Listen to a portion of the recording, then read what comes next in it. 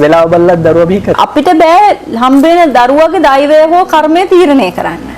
ඒ දරුවා ගේන එකත් එක්ක තමයි ඒ දරුවා උපදින වෙලාව තීරණය වෙන්නේ. උපදින වෙලාවත් එක්ක තමයි ඒ දරුවාගේ අනාගතය සහ ඒ ජීවිතේ තීරණය වෙන්නේ පෙර කරපු කර්මත් එක්ක.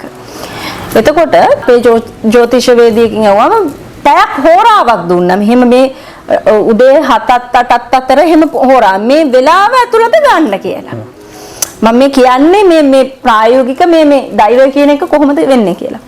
මට තාම මතකයි මං ගිහිල්ලා තියටයකට හරියටම උදේ 7 වෙනකොට ඔක්කොම රෙඩි කරලා තියෙද්දි ડોක්ටර්ට එහා පැත්තේ නෝමල් ඩෙලිවරි එක අම්මගෙනට අමාරු වුණා.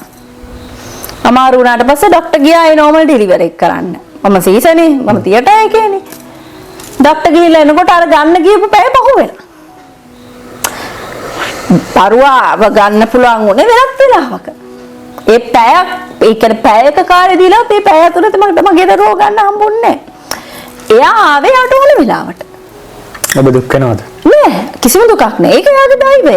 මම ඒක කලින් ඉඳන්ම මම දන්නවා. මම දන්නවා ඇත්තටම. මම දන්න හින්දා තමයි මම ඕක නැකතක් හරියට මොකද මම දැන් දැන් මේක ට්‍රෙන්ඩ් එකක් වෙලා නැකතකට ගන්නවා කියලා. මම දන්නේ හරියටම නැකතට ඒ විනාඩි ගානට ඔය 100ට 5ක් 10ක්වත් ගන්න පුළුවන් ඒ කියලා දරුවෙක්. ඒ අපි බලාපොරොත්තු වෙන හරියටම නැකත හදලා. මොකද ඒ දරුවා ගේන දෛවයත් එක්ක තමයි ඊළඟ ඉපදින වෙලාව තීරණය වෙන්නේ.